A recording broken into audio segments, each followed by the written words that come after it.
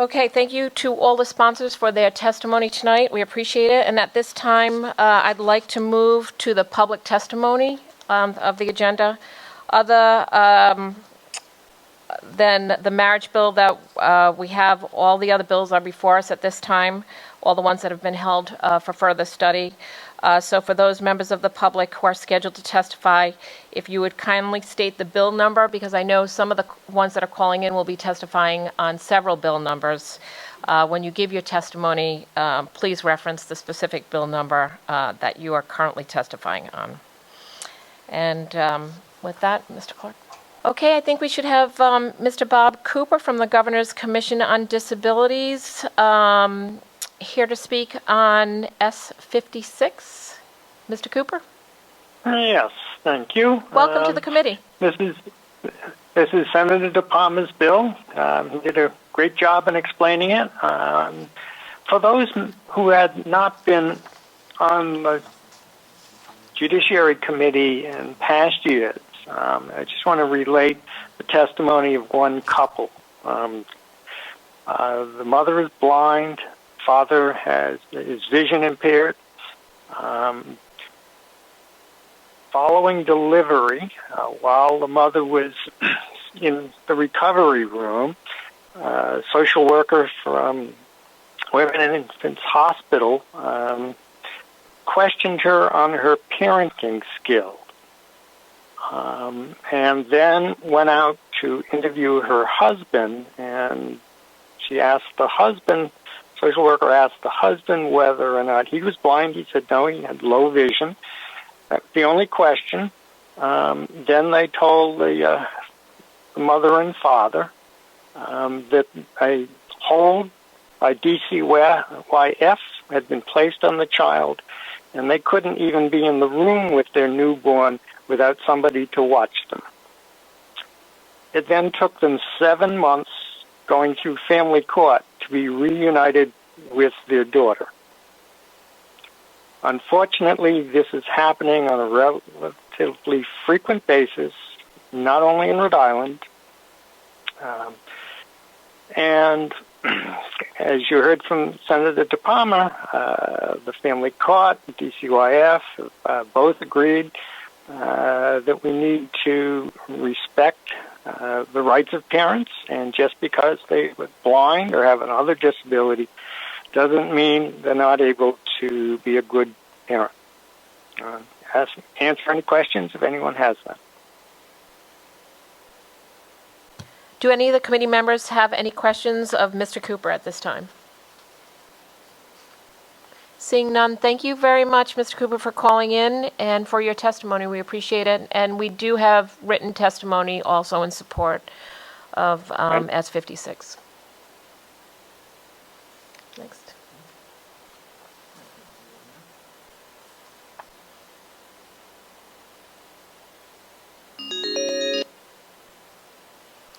I believe we have Mr. Robert Marshall from the Rhode Island Developmental Disabilities Council on Senate Bill 56. And I believe... Chairman Freund, thank you. Thank you for the opportunity to appear on behalf of the Rhode Island Developmental Disabilities Council. I do have 3 bills tonight. You want me to do all of them together? Is that what my understanding? Yes, sir. That would be helpful. Okay. So let me start with 56, Senator De Palma's bill. And just a quick correction, you guys did pass this last year, including passing the Sub-A, which is what you have in front of you this year. You have passed it one time before that. We've been having trouble getting it through the House. It does look like we had all those problems solved last year. But what happened was that we were within a couple of weeks, I think, of it going to the House floor, and COVID hit. So just to refresh your memory, this is a bill that focuses mainly on the hospital delivery rooms and the hospital social work staff. We're requiring the hospitals to give them adequate training so that they're not making these misjudgments based solely on someone's disability, so that we don't see Bob Cooper just described a situation which you actually took testimony on twice in the past from the mother. Last year, she actually did make it in because she was pregnant and expecting in July and having some complications, so she couldn't make the hearing. But she was very in anticipation because we hadn't gotten this done, and she didn't want it to happen again. And luckily, it didn't. But it was just luck. So we need to get this passed so that it doesn't happen to another child. This is not something out of the distance past. That child that she was testifying about when she was before you is turning 3 this year. And like Bob said, spent about 7 months, its first 7 months, away from its parents completely unnecessarily. When they finally hit the courts after all that time, they were very successful and quick about returning the child because there really was no basis there except people's prejudices. So we really would like to see you guys pass this. Like I said, we're extremely confident that we've solved all the problems in the House and have some assurances from the House leadership that it's going to pass this year. And we can finally be done with this. We can start doing the training at the hospitals, and the problem will be solved. Any questions on that one before I go to the other bills? Does anyone have any questions of Mr. Marshall on Senate Bill 56 before we move on to the next bill with him? No, I don't see any questions at this time. Mr. Marshall, you can go on to Senate Bill 179. 179, yes. This is about trauma-informed schools. The Developmental Disabilities Council has done a lot of work on trauma-informed care over the last several years, put a lot of resources into bringing that to practitioners in Rhode Island. We've been fairly successful with that. We want to eventually get to where all 39 towns in Rhode Island are trauma-informed communities and provide all of their service with a trauma-informed approach. This has been proven in other areas to be extremely successful, a much more efficient way to deliver services, and one that really is much more successful for individuals that have had trauma instead of trying to provide the services and then 6, 7, maybe even 20 years later discovering, oh, there was trauma there. That's why the treatments that we're using aren't working. So we see trauma-informed schools as being, a step in that direction. I've been in contact with both the House and Senate sponsors, and we are very much interested in working with them and getting this bill passed. I don't take any questions on that one. Do any committee members have any questions of Mr. Marshall on trauma-informed schools? I don't see any at this time, Mr. Marshall. You can go ahead with Senate Bill 186. So 186, everything I just said about 179 applies to. I won't waste your time and say it again. The one thing here is I have also, in my conversations with the Senate sponsor, and he talked to the House sponsor, we are just requesting that the commission be expanded to include a representative from the Rhode Island Developmental Disabilities Council, and then the group that we've formed, which runs across a lot of disciplines, the Ocean State Trauma-Informed Community Coalition, and that they be added to this because we have, like I said, gathered a lot of information that we think would be helpful to this commission. We really think this is a good idea and want to see you pass it. Like I said, the Senate sponsor checked with the House sponsor, and they are both in agreement that adding these positions would make sense. Very good, Mr. Marshall. Any questions of the committee members for Mr. Marshall? Okay, seeing none at this time, Mr. Marshall, thank you so much for your time today testifying. We appreciate it. Okay, thank you. Thank you.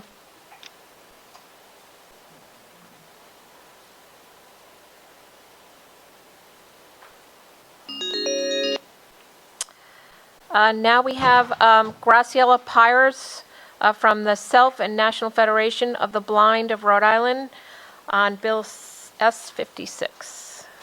Welcome, Ms.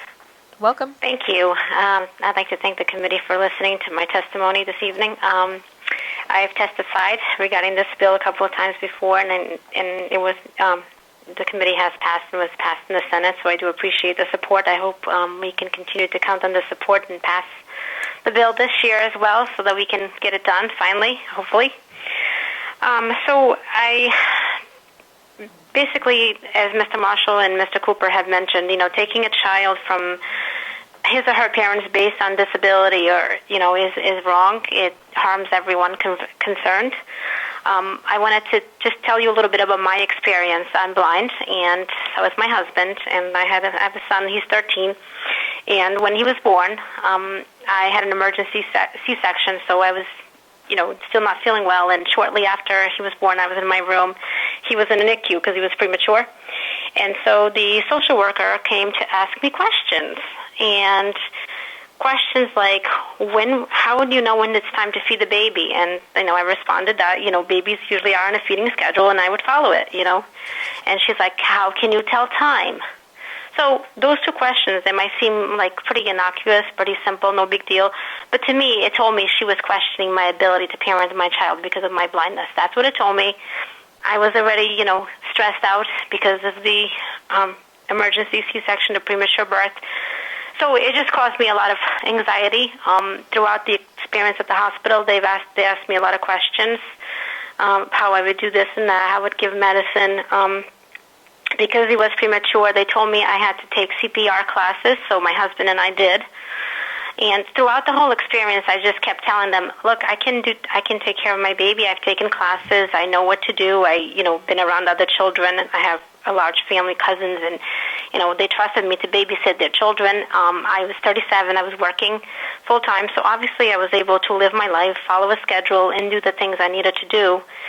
But all the questions and it always made my husband and I feel powerless. They had the power to take our baby because of our blindness. And throughout the whole time, what I kept telling them was, well, my parents we live on the second floor, so they live downstairs. It's, 2 apartments. I said, they'll be there. That's what I kept saying. Oh, it was like my mantra. They will be there if I need them. I didn't. He's 13. He's in middle school. He's fine. I was home with my son. I took care of him, and there was no issue. But the whole time, even, when he was little, in a few ways, I remember taking him to the hospital one time because he got hurt. And what I said to them first is he wasn't with me when he got hurt because I was so afraid they would say, it's because she's blind, the baby got hurt. He was like 2 when he was doing something he shouldn't have been and got hurt. He wasn't with me. He was with my parents, when he got hurt. But that was my first concern because of the, people have preconceived notions of blindness, and they think blind people can't do anything. And that has happened. I was lucky. I took my son home, and but it was still an stressful experience. And there's been other parents that I know that have been questioned, and you have the testimony of one of the parents who actually lost their daughter for several months because of the misunderstandings. So I hope that the committee will support this bill so we can get it passed and, provide some education to the hospital staff because people shouldn't have to go through this. It should be a happy time. It should not have to be a fearful time. I agree. Thank you, Ms. Pires, for your personal story, and I appreciate you calling in. But let's see if we have any committee members who have any questions. And I don't see any questions at this time, Ms. Pires, and I do appreciate you calling in and giving time to the testimony today. Thank you. Thank you. We have no verbal testimony on Senate Bill 56 or Senator Feelag's bill, I believe, is 177. So we'll move on now to Senate Bill number 179, and that is the Trauma-Informed Schools Act. I believe we have Cali Spears, Sisters Overcoming Abusive Relationships, or SOAR, and the Rhode Island Coalition Against Domestic Violence on the call. Ms. Spears? Yes. Welcome to the committee. Hi, thank you so much. Thank you, Chair Coyne and members of the committee. I have been a Rhode Island resident for 20 years. I'm a mother of 6 children, a survivor of domestic violence, and a member of Sisters Overcoming Abusive Relationships. I am here to urge the committee to support Senate resolutions 179, and 186. Senate Resolution 179 would establish trauma-informed practices in schools throughout the state. Senate Resolution 186 would create a special legislative commission to study the impact on children who witness different forms of violence. I also urge you to include the domestic violence expert on this commission, as I know my children are not the only ones who suffered the effect of domestic violence here in Rhode Island. As a mom, I tried my best to shield my children from the domestic violence I was experiencing. However, 5 of my children witnessed the abuse I endured. I believe the post-traumatic stress my children have experienced is playing a direct part in how they are performing in school. Because professionals and teachers I encountered did not understand trauma and the effects of witnessing, my children have not received the proper support they need. Many of the professionals disregarded the effects of domestic violence that the domestic violence has had in their lives. And they were put in a situation where they were subjected to even further abuse because of the dismissal of the impact of domestic violence. I am hoping that the findings of this committee would benefit my children and the many others who witnessed domestic violence. The findings could provide the necessary information to professionals, educators, organizations, and services to better address the needs of these children. For my youngest daughter, the trauma she experienced has had a significant impact on her academic performance. While she is very smart and capable of doing the work, for several years she was often not able to focus and experienced anxiety in school. She was often frustrated and disruptive because of her anxiety and would shut down when teachers would try to correct her behavior.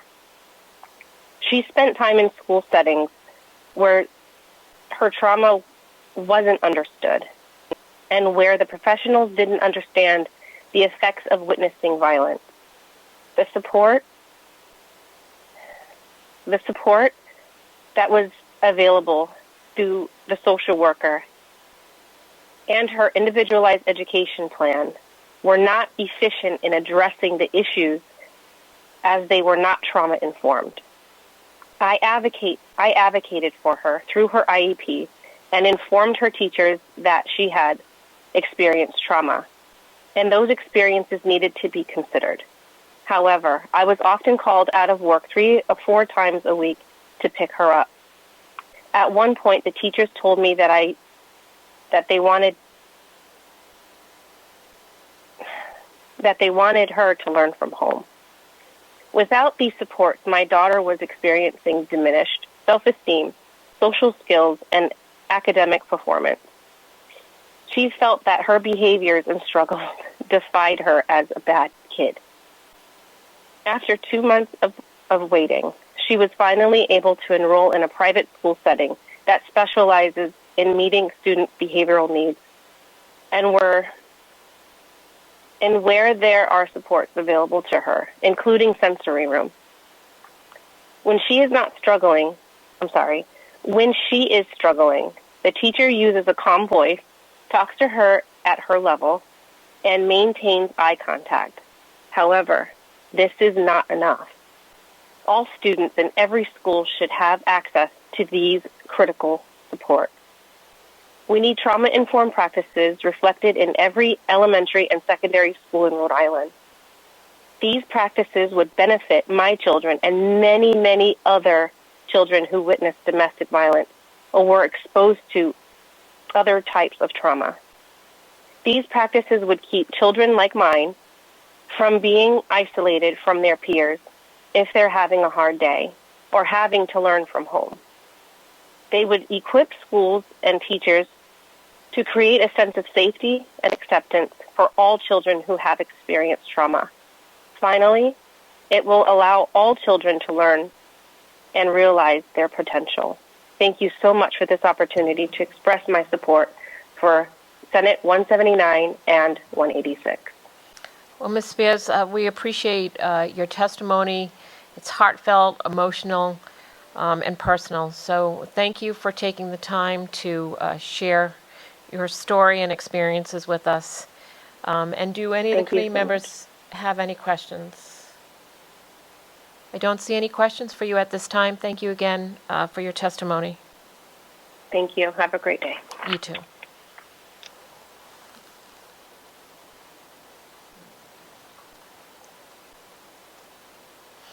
Next up, we have Paige Clausius Parks from Rhode Island Kids Count.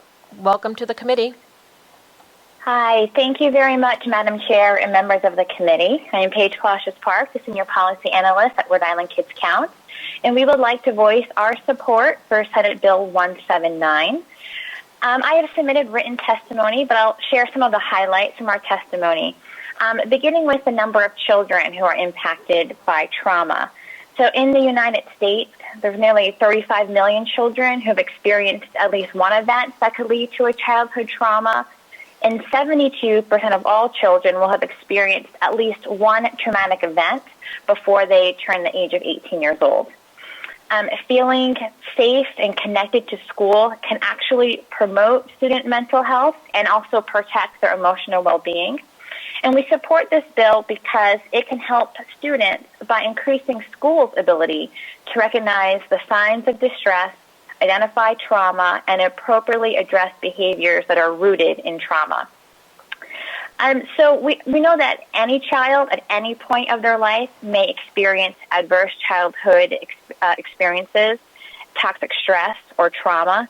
And specifically, if we're looking at children that live in poverty, children who experience or witness racism, children who are removed from their families and placed into foster care, and children with disabilities, they often suffer from trauma. And then they attend schools that are often unequipped to meet their mental health and emotional needs, which can perpetuate or introduce new traumas. The Trauma-Informed School Act, although it's designed to help students who have experienced trauma, it also helps all children because it provides practices and policies in place that will benefit and create positive school climates. So we know from research that restorative practices, social-emotional learning, positive disciplinary practices, which are all included in this bill, are all effective strategies for addressing trauma. At Rhode Island Kids Count, we support efforts that improve school climate, which includes establishing trauma-informed schools, reducing the use of suspensions, and investing in more mental health professionals in schools. In my testimony, I also included our recent report, which is about school climate, and many of the recommendations that we included in this report are also reflected in this bill. So we are really grateful to Senator Bell for introducing this legislation, and we urge for your passage. I am so happy to answer any testimony questions, and that concludes my testimony. Thank you so much. Thank you, Ms. Clausius Parks. Do any committee members have any questions? I do not see any at this time. Thank you again for your testimony. Appreciate it. Okay, thank you.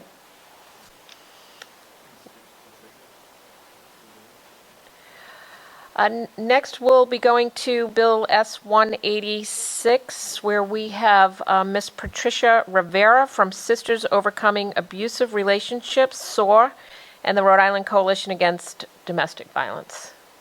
Welcome to the committee. Ms. Rivera? Yes. Welcome to the committee. Can you hear me? Yes, we can hear you. Okay. You may begin your testimony. Greetings. Thank you to Chair Coyne and members of the committee. My name is Patricia Rivera. I am a survivor of domestic violence and a member of Sisters Overcoming Abusive Relationships. I have also been an advocate against abuse for over 18 years. I'm here to urge the committee to support Senate Resolution 186 to create a special legislative commission to study the impact on children who witness different forms of violence at a young age. All 5 of my children witnessed the abuse I sustained at the hands of my abusers for multiple years of my adult life. For each of them, the effects were evident in various forms. Some displayed extroverted behaviors of a violent nature, while others display subtle evidence such as depression and anxiety that often led them to substance abuse issues. Some manifested in their studies, such as lack of concentration and or overachieving to compensate for the violence at home. Some have become victims as well. From my dealings with other victims in my advocacy work, I also heard some of my clients speak about such similar behaviors with their children as well. Having had the experience with my own children allowed me to assist them in understanding their children's behaviors and referring them to appropriate assistance. The voices of children who witness observations from their non-offending parents and others who work with them should be utilized to be able to see commonalities in behaviors.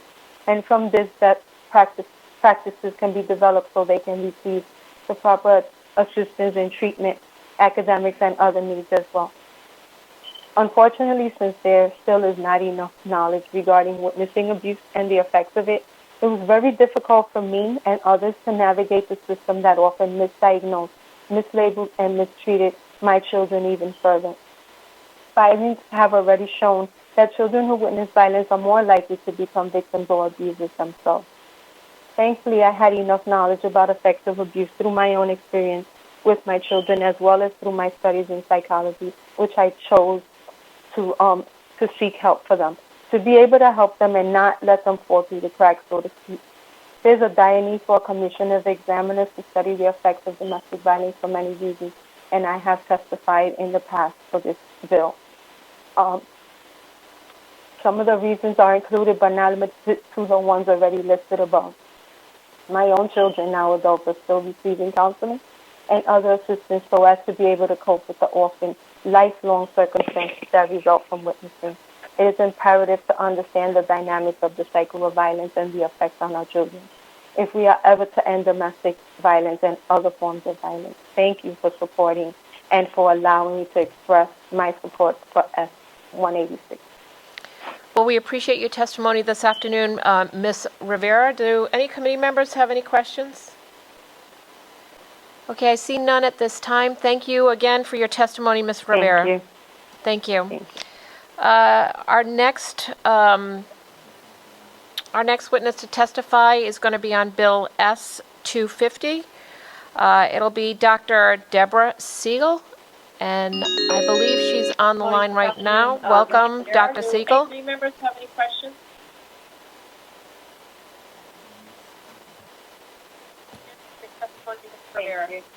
Thank you. I can't. I Hello, believe. can you hear me? Oh, now we can me? hear. Doctor, welcome to the committee. Yes, we can hear you now. And you're here representing the members of the Faculty of School of Social Work at Rhode Island College, correct? Yes, about the Bill 250. Yes, that's correct. Thank you so much, Okay. and you may begin with your testimony. Well, thank you very much for giving me this opportunity to speak with you, Madam Chairwoman, and with the other members of the committee. I really appreciate it. I'm here with many hats on. I'm not just a member of the faculty of the School of Social Work. I'm an adoption professional who's been working in the field for 32 years as a psychotherapist, providing clinical care to adopted children, adult adoptees, to their adoptive parents and extended adoptive family members, and also to members of each adoptee's birth family, their birth parents and other birth family members. I'm also an adoption researcher who has, for over 3 decades, been doing studies of birth parent, adoptive parent relationships as they evolve over time. And I train adoption professionals across New England and elsewhere in the United States. So I'm very much in favor of the bill because of all these hats that I wear. I'm also an adoptive parent. So a couple of points, and I'll be brief because I know your time is precious. The tradition of secrecy and shame in adoption is an artifact of days long gone.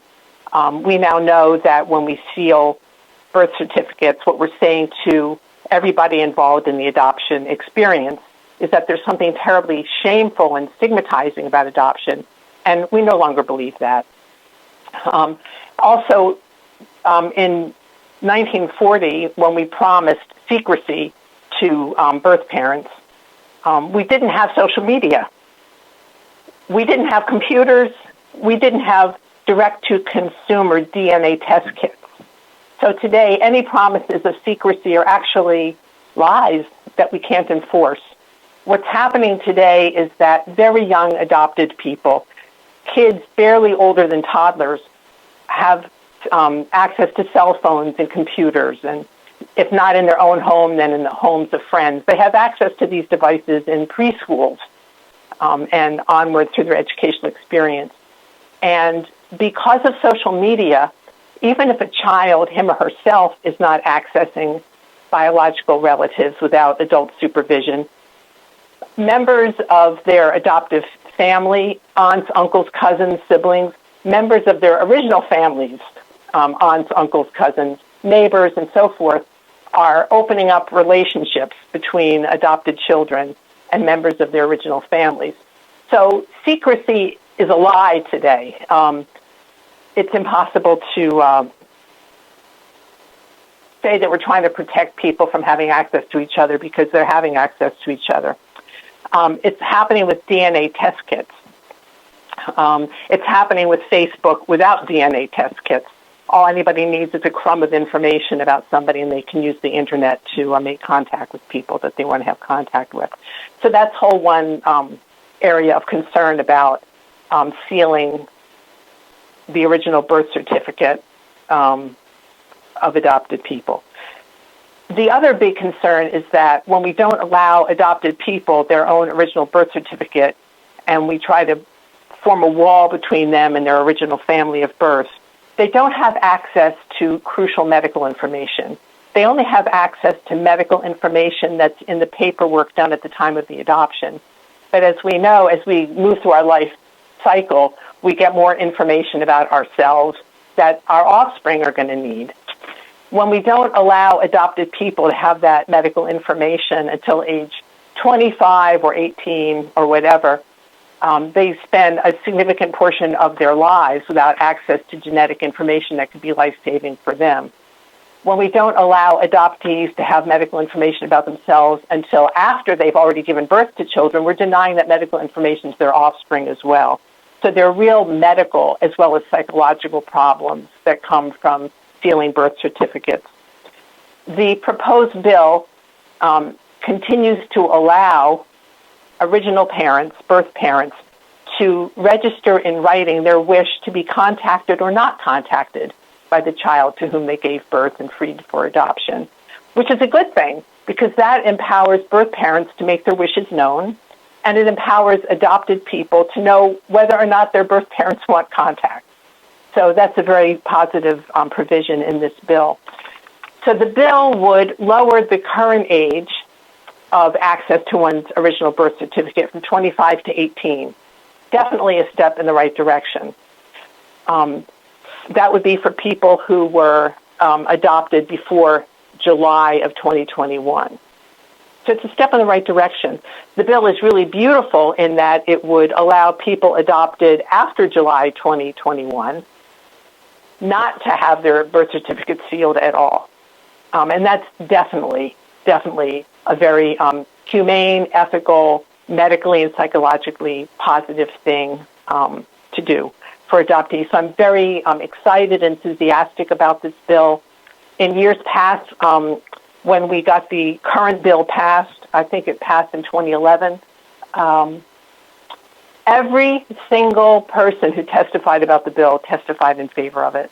It's highly desired by adopted people, by adoptive parents who want their children to have psychological and medical safety and well-being, and supported by birth parents, original parents who are interested in their children having access to full information about themselves, which is every non-adopted person's birthright.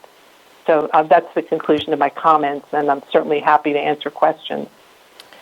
Dr. Siegel, thank you so much for your testimony. Do any committee members have any questions of the doctor at this time? Seeing none, thank you so much for your time this afternoon. We appreciate it. I appreciate the opportunity to speak with you. Thank you. For sure.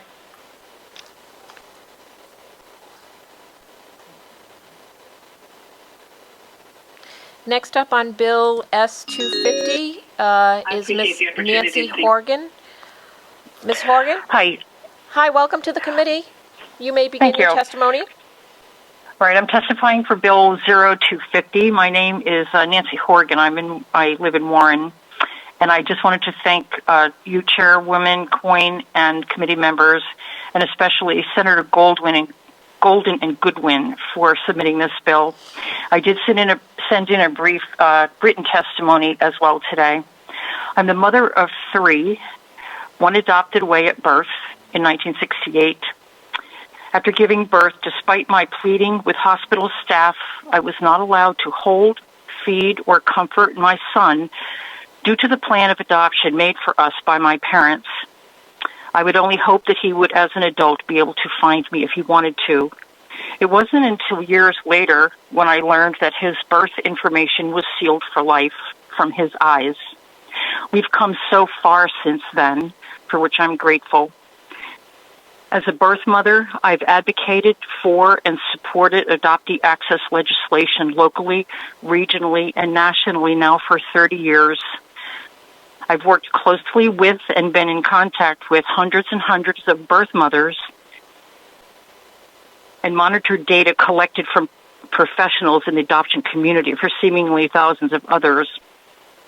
Almost universally, surrendering mothers want and need to know that their children are well and happy. We did not seek to be anonymous from our own children.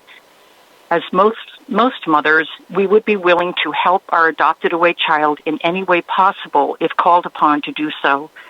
The provision in this bill that allows for access to information from birth goes far to ease the troubled mind of a surrendering parent, knowing that the original birth certificate will never be sealed from her adopted away child should he ever be in need or desire accessing it. Knowing he simply has access to it, like other non-adopted people, will no longer suggest he is strange, ungrateful, or unnatural for just asking for it. There's a multi-billion-dollar genealogy industry that thrives upon the curiosity of humans to know who their people are. Finally, Senator, I just want to reiterate that the unrestricted access from birth does not allow any access for birth parents to documents or files or information pertaining to the adoptive family. That all still will remain sealed. I urge passage as written on this bill, and I appreciate your time. Thank you, Ms. Horgan. Do any committee members have any questions of the witness? None at this time. Thank you for taking time to appear before us, online, and we appreciate your verbal testimony this afternoon. Thank you. Thank you.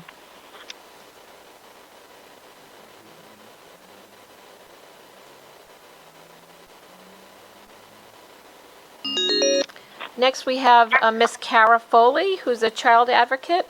Ms. Foley, welcome to the committee this afternoon, and feel free to begin your testimony. Good afternoon. Thank you so much, Madam Chair and members of the committee. I'd like to start by saying that in addition to being an adult adoptee and social worker, I do work as a state employee for the Office of the Child Advocate. However, tonight I'm not testifying in my professional role. I'm just testifying as a resident of the state. I do understand that the Office of the Child Advocate has submitted testimony. However, I will not be discussing that this evening. So my name is Cara Foley, and I'm an adult adoptee. In 2011, the Rhode Island General Assembly passed this legislation allowing adoptees like myself, age 25 and older, to be able to access a non-certified copy of their original birth certificate, which I'll refer to as OBC for brevity. And since then, the Department of Vital Records has had requests and released over 1,600 original birth certificates to adoptees across the state. In 2011, about 10 months prior to when the legislation took effect, there was a one-year implementation period, so adoptees were able to access their original birth certificates in July of 2012. So in the previous September, I actually reunited with my birth family. It was a goal of mine to prove that this legislation is not simply about reunification, although that is a powerful perspective as part of it. It's really about a lot of the things that both Nancy and Dr. Siegel discussed earlier. It's about knowing about yourself. It's about being able to have an idea of where you come from and really make your identity whole. Over the last 10 years, I've been contacted by adoptees of all ages through professional contacts, through clinicians and adoptive parents and birth parents who have reached out to me asking about the law and how it works and how to request your birth certificate, et cetera, for so many different reasons. Just to know their birth name or their birth parents' names, to find out their nationality, to make progress in their own psychotherapy, to do genealogy research, and to make contact for medical conditions, as well as for the purpose of reunion. And unfortunately, in the majority of those instances, I had to be the one to deliver the bad news that they had to wait a few more years until they turned 25 because they weren't eligible to request it yet. So after 10 years, here we are. We're back discussing this legislation, and I'm beyond thrilled to thank Senator Golden and Senator Goodwin for sponsoring this legislation that is deeply personal to me, as well as various members of the adoption triad, including birth parents, other adoptees, as well as adoptive parents, and then further professionals within the adoption field. We are so grateful for their commitment to adult adoptees, to our rights, and to helping us access our identities. So with that, I would urge you to pass Senate Bill 250 this evening, and I would be happy to answer any questions. Thank you. Well, thank you, Ms. Foley, for your testimony this evening. We appreciate it, and thank you for coming before us for a number of years now. Do any committee members have any questions of Ms. Foley? Well, seeing none at this time, Ms. Foley, we appreciate it again, and have a nice afternoon. Thank you so much, Madam Chair. You too. Thank you. And for our committee members, we have 2 witnesses remaining, and they'll be testifying, I believe, on S-264, which is the Elder Adult Financial Exploitation Prevention Act. And I believe first up is Mr. Ryan Holt from the Attorney General's office.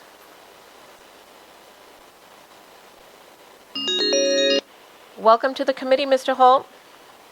Well, thank you, Madam Chair. It's great to be here.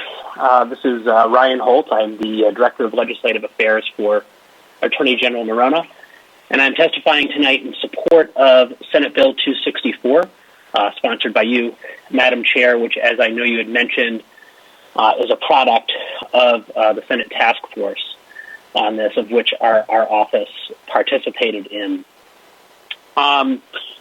We worked closely with you and with the Bankers Association, other stakeholders, including the Office of Healthy Aging, on this bill, which really would allow our office, law enforcement, and banks to intervene in instances where financial abuse is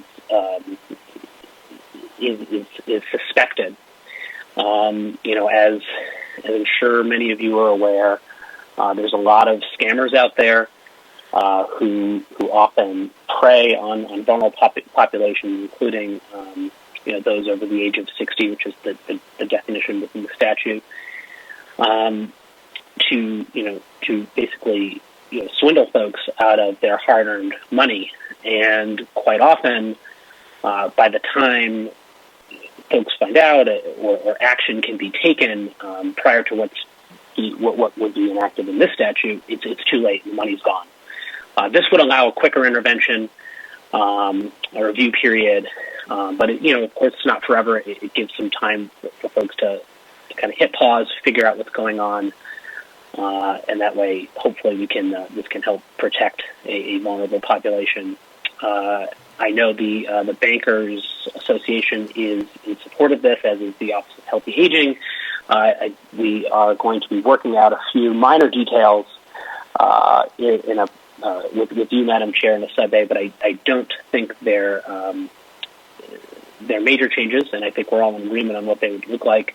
And I do know that Ray Lynch, who's an expert and an attorney, in this field is going to be testifying later, and I'm sure he'll have a lot more details to share, but certainly if there's any questions of the committee, I'm happy to take them now. Thank you, Ryan. Any committee members have any questions of Ryan Holt? Seeing none at this time, thank you so much for your testimony this afternoon, and thank you, Chair, for your contribution. And thank you for sponsoring this bill. For sure. Thank you.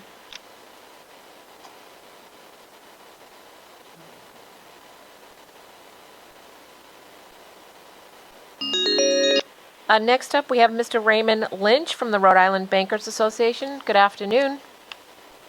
Good afternoon. Thank you, Madam Chair and committee members, for allowing me to speak to you today in support of Senate Bill 264. My name is Raymond Lynch. I'm a managing counsel in the Wells Fargo Legal Department, and I'm speaking on behalf of the Rhode Island Bankers Association in support of the bill. I manage legal... Whoops.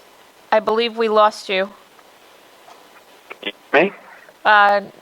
We lost your voice. Can you hear me? I can hear you. Yes, now we can. Thank you. Okay. Thank you. I'll start over. I'm not sure what you heard or didn't hear. So thank you, Madam Chair and committee members, for allowing me to speak to you today in support of Senate Bill 264. I'm a managing counsel in the Wells Fargo Legal Department, speaking on behalf of the Rhode Island Bankers Association in support of Senate Bill 264. My daily working requirements is that I manage the legal support in our branch network system in 36 states in the District of Columbia when financial elder abuse is discovered or suspected on bank accounts. Since 2008, starting with the state of Washington, I have worked on various state-sponsored working groups to consider legislation to give tools and options to financial service companies and governmental agencies investigating financial elder abuse, tools to respond quickly to financial elder abuse and try to prevent further economic loss to elders and even possibly recover money that they've. This is important because technology nowadays allows money to leave bank accounts quickly and sometimes move out of state. Senate Bill 264 would give tools to banks and law enforcement agencies to deal in a more efficient manner with financial elder abuse. And it's important because existing laws sometimes create hurdles and create pain points to try to stem economic losses associated with financial elder abuse. By way of example, the bill would allow the department and law enforcement agencies to request bank records on elders' accounts or accounts that may be holding the elders' funds without the need of a subpoena. So banks would be able to produce records in a quicker manner than currently. Also, the bill would allow banks to notify third parties reasonably associated with the elder to raise concerns of what the banks see about possible financial elder abuse. And this helps because of existing privacy laws prevent banks from talking about customers' accounts to people who are not joint owners on the accounts. So this provision would allow banks to contact adult children, or if the elder has no children, it could be siblings, it could be nieces or nephews, it could even be an attorney who has prepared a power of attorney that might be being used in an improper manner by the attorney, in fact. It could be a successor trustee named on a trust agreement, but it would allow banks to get around privacy laws today to at least raise concerns to third parties who then could act in a fashion to help protect the elder. In addition, it would allow banks, either on their own initiative or at the request of law enforcement, to place short-term holds on bank accounts when financial elder abuse is suspected. It would allow the governmental agencies to request the hold period to be extended, and then give banks the opportunity to go to go to court and ask the court for an order to determine if a further hold period should be required or some other action should be taken to help protect the interests of the elder. It also requires banks to adopt policies for their employees so that the employees know how to escalate their concerns or what they see about financial elder abuse, and then for the banks to have policies on how to investigate and to report to the appropriate authorities. And with that basic summary as to what the bill would provide, I would be happy to answer any questions should anyone have any questions. Thank you, Mr. Lynch. That was very thorough. Do any committee members have any questions of Mr. Lynch? Seeing none at this time, thank you so much, sir, for your testimony. We appreciate it and the work that you've put in collaborating with the various stakeholders in this on this issue. Thank you. Thank you. All right, that was the last of the public testimony for this evening. Thank you, everyone. And if I could have a motion to adjourn. Motion adjourned. Moved by Senator Reptakis, second. Second by Senator Quesada. Thank you, Senator Quesada. All those in favor? Aye. Aye. Aye. Thank you. Have a good night. Good night. Thank you, Madam Chair. Thank